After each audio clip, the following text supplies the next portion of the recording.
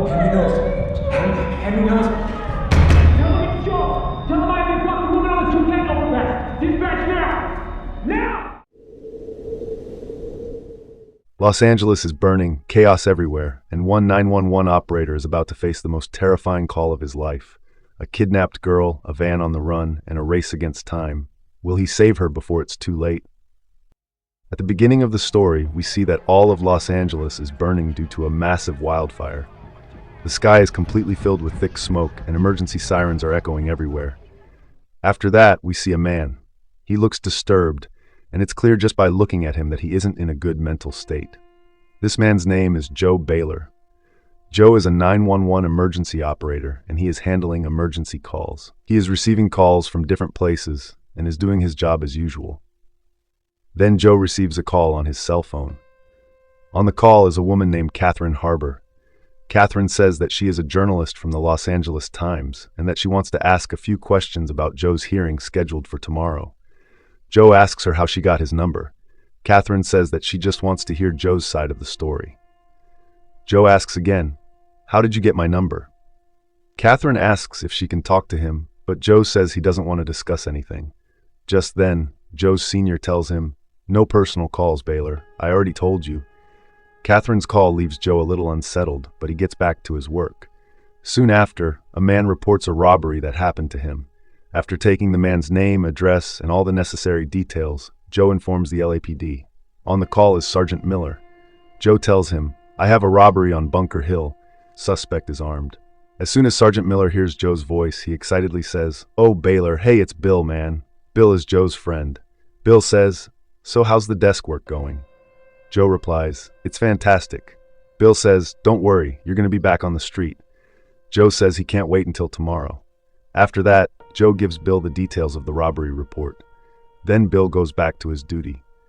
After some time, Joe gets up to grab a coffee, and that's when he starts thinking about his daughter. Joe says he's taking a 5-minute break and steps out of the room, then calls his ex-wife, Jess. Joe and Jess are now separated. Joe has a daughter named Paige. Jess's call goes to voicemail. Joe leaves a message and says, "I know I'm not supposed to call, but if Paige is awake, could I say goodnight?" Joe is extremely stressed, and because of that, his health isn't in good shape either. After that, Joe returns to his desk. Just then, Joe receives an emergency call. As usual, Joe asks the caller for the address of the emergency. On the call, there is only the sound of breathing. By tracking it on his computer, Joe finds out that the caller's name is Emily. Joe asks if he is speaking to Emily. After a moment, a frightened voice comes from the other side. "Hi, sweetie." Joe says that he's sorry, but she has called 911. Emily says yes. Joe asks, "Do you need any help?" Emily says yes. Looking at his computer, Joe asks Emily, "Are you at 5800 Regis Street, apartment 6? Emily says, "Don't be afraid." Joe asks Emily, "Have you been drinking?" Emily says no. Joe asks, "Why did you call us?" Emily says, "I just want to talk to you." Joe says, "Okay, I am hanging up." Crying, Emily says, "I'm just out for a drive, sweetie." Just then, Joe hears a man's voice on the call, telling Emily to hang up. Joe asks Emily, "Who is that?" Instead of answering, Emily starts asking, "How are you?" Joe asks whether the man whose voice he just heard is someone Emily knows. Emily says yes. Joe asks if that man knows she called 911. Emily says no. Joe asks, "Who do they think you called?" Emily says, "Yes, sweetie." Joe says, "Your child?" Emily says yes. Joe says, "Emily, now I'm only going to ask yes or no questions." Joe asks, "You know the person you're with?" Emily says yes. Joe asks, "Do they have a weapon?" Emily says she doesn't know. Joe asks, "Have you been abducted?" Emily says yes, crying. Joe says, "Emily, try to stay calm. We need to figure out where you are." Joe tracks Emily's phone and says that she is currently outside the city limits. Joe says, "Stay calm and keep pretending like you're talking to your child. Talk to me like I'm your child." Emily does exactly that. Joe tries to figure out Emily's exact location, like which direction she's traveling in and whether she can see anything around her. The man sitting next to Emily starts asking her for the phone. Joe says, "Stay on the phone, Emily. Pretend your kid is upset." Emily does so. Joe says that he's going to put the call on hold now, and she needs to pretend that she's calming her child down. Joe immediately puts Emily on hold and calls the California Highway Patrol. Joe says, "This is Officer Joe Bayler, LAPD Communications. I have a woman who's been abducted. She is traveling in a vehicle somewhere eastbound on I-10, east toward downtown. Joe asks CHP to immediately dispatch a unit toward Emily's vehicle. Then Joe takes Emily off hold and tells her that a police unit is already on the way for her. Joe says that he will stay on the call, and as soon as Emily sees any police van nearby, she should immediately tell Joe so he can rescue her. Meanwhile, Joe's cell phone starts ringing. It's Jess calling. Because of Emily, even though he wants to, Joe can't answer Jess's call. Joe tells Emily, "I need the color of the car." So he starts saying different colors, and she only has to say yes when she hears the right one. In this way, Joe finds out that Emily is in a white van. Suddenly, the man with Emily starts demanding the phone from her. Emily says, "I have to hang up the phone." Joe tells her, "No, don't hang up. Either put the phone on the floor or slip it into your pocket so I can keep tracking you. And if you can't do that, then call me back. My name is Joe, and I'll be waiting." A quick reminder, YouTube data shows that most viewers watching the channel aren't subscribed. Subscribing is appreciated.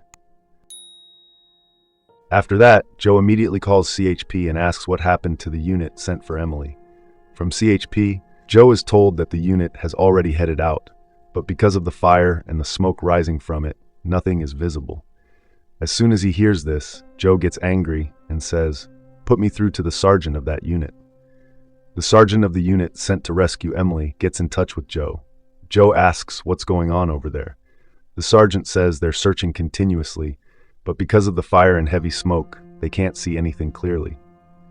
Joe snaps at the sergeant, asking if he can't even do one thing right.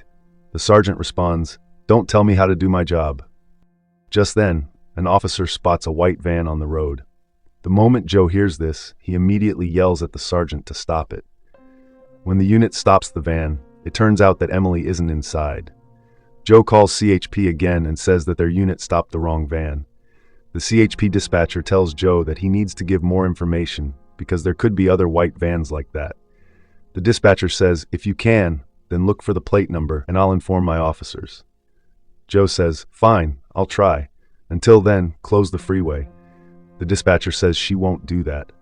Joe loses his temper and shouts at the dispatcher, "Just fucking find a car and block the freeway."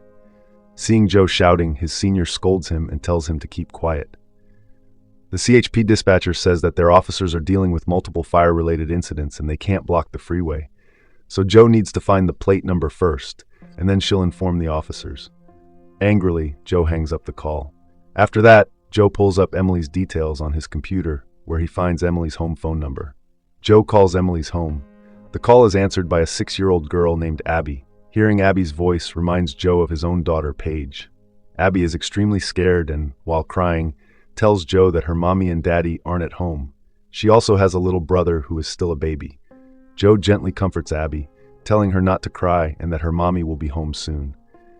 When Joe asks, Abby says that the white van belongs to her daddy, whose name is Henry, and that her mommy went with him. Joe also gets Henry's phone number from Abby. Abby cries and says, "I want my mommy." Joe tries to calm her down. Crying, Abby says, "The knife scared Oliver. Daddy yelled at mommy. She was crying." Joe asks if Oliver is her little brother's name. Abby says yes. Joe asks, "Your daddy had a knife." Abby starts crying even harder and says, "I just want my mommy." Joe tells her that he has spoken to her mommy and that she'll be home soon. Abby asks Joe, "You promise?" Joe says, "Yes, I promise." Joe says, "Abby, we are the police. We are protectors." Abby replies, "No, you hurt people. You took my daddy away." Hearing this, Joe is left speechless. Abby starts crying again and keeps asking about her mommy. Joe says, "I'm going to find your mommy and I'm going to bring her back to you and your little brother." After that, Joe tells Abby to stay close to Oliver and take care of him. Abby says that Oliver is asleep. Joe says that's okay and tells her to stay near him anyway. "I'm going to send some officers over there to look after you and Oliver." Then Joe reminds Abby of the 911 number and says, "If you need help, call 911 and ask for me. My name is Joe, and soon someone is going to be with you." After that, Joe pulls up Henry's details using his phone number and finds out that Henry has multiple prior charges for assault and domestic violence. Then Joe manages to get the license plate number of the white van. After that, Joe calls CHP and gives them the plate number. Joe tells the dispatcher that he wants a unit sent to Emily's house because her 2 children are alone and terrified. The dispatcher flatly refuses, saying that all their units are busy helping people trapped in the fires. Joe insists on sending a unit to Emily's house, but the dispatcher angrily tells him, "You just do your job and let me do mine," and hangs up. After that, Joe directly calls a police patrol unit, gives them Emily's address, and tells them that 2 children are alone there. But from the other side, he's told that they're tied up with multiple fire calls. Joe starts getting overwhelmed. Just then, Joe's cell phone rings. Thinking it's his ex-wife, Joe quickly answers, but it turns out to be Catherine again, asking Joe about his side of the story. She says she can help. She just has a few questions. Joe gets angry and hangs up, saying, "Stop calling me." After that, Joe gets up and walks into another room. The room is empty. Joe logs into a computer there and calls Bill. Joe tells Bill everything and says that he wants Bill to send a police unit to Emily's house, where her 2 children are alone and scared. Joe also tells Bill that Henry has another house and that Joe wants Bill to go there, and if necessary, kick his fucking door in. Bill says to Joe, "Have you lost your mind? You're talking about breaking into a man's house without a warrant? You have a court hearing tomorrow. You're already in trouble, and now you want this?" Joe says, "I talked to a terrified 6-year-old girl, and I promised her that her mother would come home." Bill tells Joe that he needs a psychologist. Bill says he's sending a team to Emily's house, but he won't enter Henry's house without a warrant. Bill asks Joe when his shift ends. Joe says in about 10 minutes. Bill says, "You took the emergency call, you forwarded the information. That's all your job was. Go straight home from here, get some rest. You have your hearing tomorrow. Make sure you get through that clean. After that, you'll be back on the street, and you'll be off the phone." After that, Bill hangs up the call. Joe becomes completely discouraged. It's now 2 in the morning. Joe calls Jess, who is asleep. Joe apologizes for not being able to answer her call earlier. Jess says, "You're not supposed to call. Why do you keep doing this?" Joe says he just wants to hear his daughter's voice. Then Joe asks Jess if she's coming to court tomorrow. Jess says no. Joe says that if she comes, it will look good. Jess says she's hanging up and adds, "Good luck for tomorrow." Joe's entire life feels like it's falling apart. He is completely breaking down. You see, Joe is accused in the case of a 19-year-old boy who was shot and killed during Joe's duty, and the hearing for that case is scheduled in court tomorrow. Because of this, Joe has been suspended from field operations until the investigation is complete and has been assigned to desk duty. After some time, Joe pulls himself together, and that's when his eyes fall on the phone number Abby gave him for Henry. Joe stands up from his chair and closes the blinds in the room so no one can see him, because what Joe is about to do now is against the rules. Joe calls Henry from his personal phone. When Henry answers, Joe tells him he's calling from the LAPD and asks where he is, because Joe has received a report that his children are home alone. Henry says he stepped out for some work and can't get back to his kids right now. Joe asks where his wife is. Henry says he doesn't know. Hearing this, Joe gets furious and says that he knows Emily is with him. Henry replies, "You don't know shit." Joe yells at Henry, "I know you've been to prison. I know everything you've done. So what, you want to go back to fucking prison? Is that it?" Hearing this, Henry hangs up the call. Joe tries calling him again, but Henry's phone is unreachable.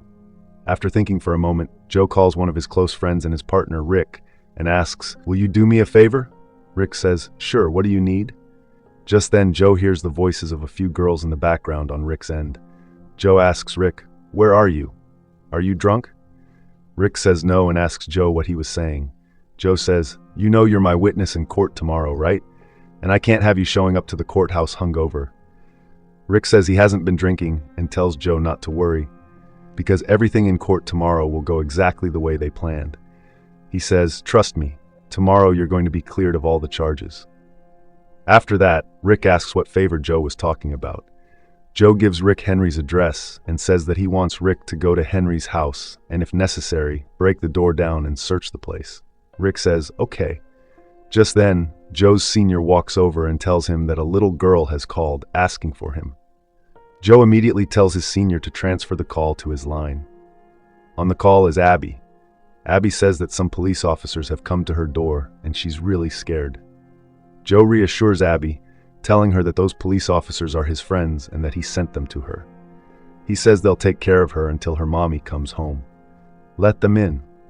After that, Joe asks Abby to put one of the officers on the phone. The officer tells Joe that there is blood on Abby's hands and shirt. Joe tells the officer that Abby also has a little brother with her and says, please check on him. As soon as the officer goes inside Abby's house, he says that everything is scattered around and it looks like there's been domestic violence.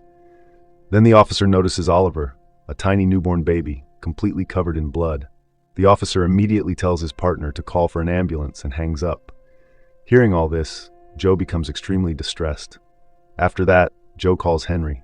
As soon as Henry answers, Joe, filled with rage, starts abusing him and says, you fucking killed your own son. Your daughter was covered in her brother's blood, and now you're trying to kill Emily too, right? Henry says, you don't know anything.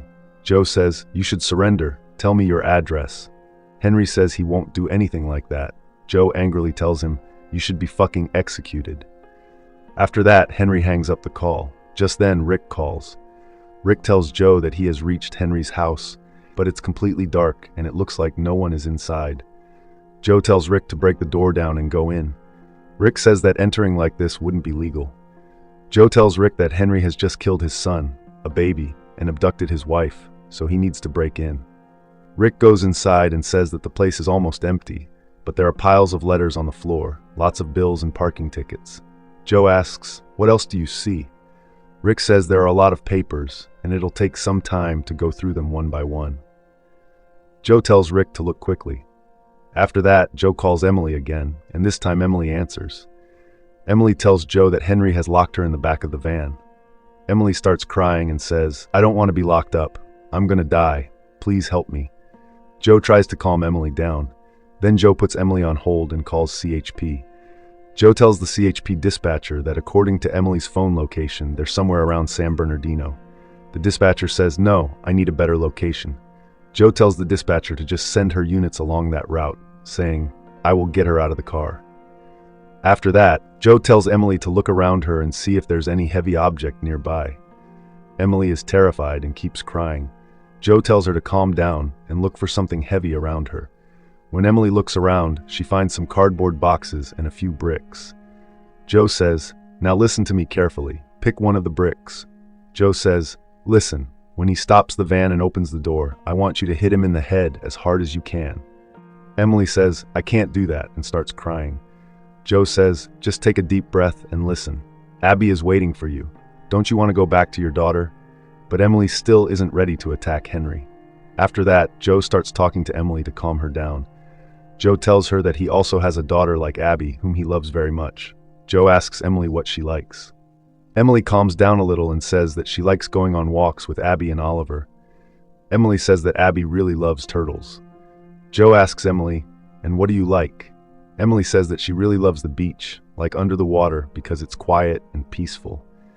Just then, Emily says that Henry is stopping the van. Emily starts crying again and says, I am scared. Joe says, just put your phone in your pocket, and when he opens the door, take that brick and hit him in the head as hard as you can because he deserves it.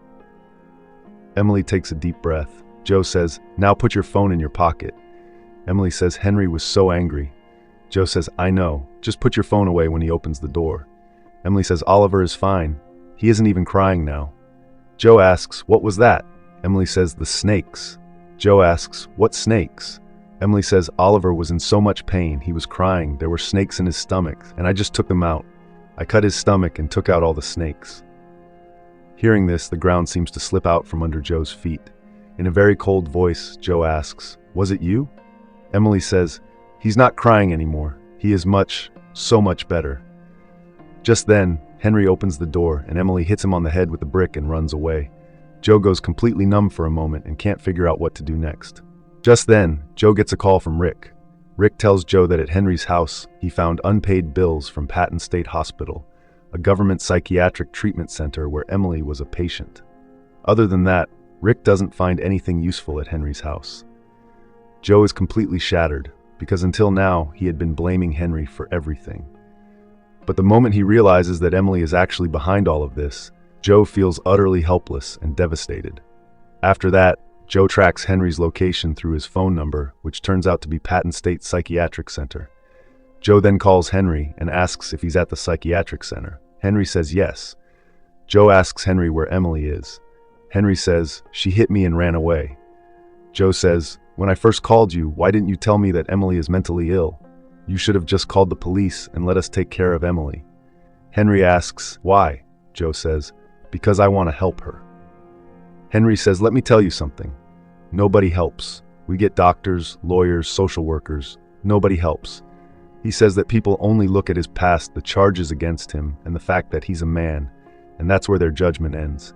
No one has ever even tried to find out whether the accusations against him were true or not. Everyone has already decided that he's guilty. And now, the woman he loved has killed his son. Because of her, his son is dead, and Henry starts crying. Joe has no response to what Henry says. Henry says that because of the charges against him, he couldn't get a job anywhere. Even so, he worked day and night, saved money, and got Emily treatment. As much as he could, he tried everything from his side, but in the end, he still lost everything. Henry then starts his van again. Joe asks where he's going. Henry says he's going to his daughter. Joe tells him that Abby is safe and that some police officers are with her. Joe says they need to find Emily. Henry says, listen, Emily has no idea what she has done. She thinks she helped Oliver. Crying, Henry says that Emily wasn't like this, and she didn't have the courage to tell him that she had killed their own baby. At that moment, Henry's call gets disconnected. Joe tries calling Henry again, but the call doesn't go through. Now Joe feels completely helpless and powerless. Joe is also furious with himself. Just then, one of Joe's coworkers comes to him and says that a caller wants to speak with him. She says that Joe has spoken to her before, and her name is Emily. Joe immediately tells his coworker to transfer Emily's call to his line. Joe asks Emily where she is. Emily says, I'm going to go find Oliver and Abby. After that, we'll all go to the beach. Joe tells her no. First, tell me where you are. Emily starts crying and says, I have blood on my hands and my shirt. She asks Joe, please tell me whose blood this is. Joe says, please, Emily, tell me where you are. Emily keeps crying and asks again whose blood it is. Please tell me. Joe says, this is not your blood, Emily. Please listen to me. Tell me where you are. Emily asks, is this Henry's blood? Joe says, no, this is not Henry's blood. Emily says, I know whose blood this is. This is Oliver's blood. Joe says, please, Emily, please tell me where you are. Just then, in a very cold voice, Emily says that she's going to Oliver. Hearing this, Joe becomes alarmed and stands up, rushing out of his room. He tells everyone in the other room, call CHP dispatch now. Tell them it's Joe. Tell them I have the abducted woman on the 210 overpass. Dispatch now. Emily starts crying and says, what have I done? I hit Henry too. Joe says, Henry was just trying to help you. Then in a broken voice, Joe says, it's my fault. It's my fault that you're on the overpass. Please, Emily, don't do anything stupid. Please, Emily, don't do it. Joe himself starts crying and says, please, Emily, there are people who love you. Abby loves you. Henry loves you. Please, please, Emily. Please talk to me, please. Emily says, I'm going now. Oliver is waiting for me. Joe panics and says, please, Emily, just listen to me. Then he takes a deep breath and says, I killed a man, Emily. I just killed a 19-year-old, Joseph. Still a boy. Emily asks why. Joe says, I don't know. I was very angry. I just wanted to punish him. He did something. He hurt someone, or maybe he didn't. I don't even know. But I was so angry. With a broken heart, Joe says, I killed him, Emily. And please, I can't kill you too. Please. Then, crying, he says, I promised Abby that you would come home. Please, Emily. Abby loves you, and so does Henry. Just then, Joe hears police sirens on the call, and suddenly the line goes dead. Joe tries calling Emily back, but the call doesn't go through. Joe blames himself for everything and starts crying. Then, a call comes from the CHP dispatcher. She tells Joe, we have her. She is safe. Emily is safe. Hearing this, Joe feels immense relief. Just then, Joe's senior arrives and tells him there's a message for him. Joe asks, from who? She says, the officer who went to Abby. She tells him that the baby is alive and out of danger. Joe asks, the baby is really alive? The senior says, sometimes broken people save broken people. Joe feels relieved, but his body starts to give out. He goes to the bathroom and vomits. After a while, he gathers himself. Then Joe looks at a picture of his daughter Paige on his phone. After that, he calls Rick and starts crying. Rick tells him to calm down. Joe says, Rick, will you do me a favor? Rick says, sure. Joe says, tomorrow in court, tell the truth, everything as it happened. Rick says, no, Joe, stick to the plan. Joe says, I killed Joseph and I'm a murderer. Please, you have to tell the truth. Rick says, they'll burn you, Joe. Try to understand, man. You won't see your daughter for years. Joe says, I deserve the punishment. After that, Joe calls Catherine and tells her the full story from his side. The next day, Joe's case is heard in court, and LAPD detective Joe Bayler pleads guilty. So this was the end of the movie. Hope you enjoyed it, and if you did, then hit the thumbs up. Please consider subscribing to the channel. Stay tuned for more detailed explanation of movies. Thanks for watching.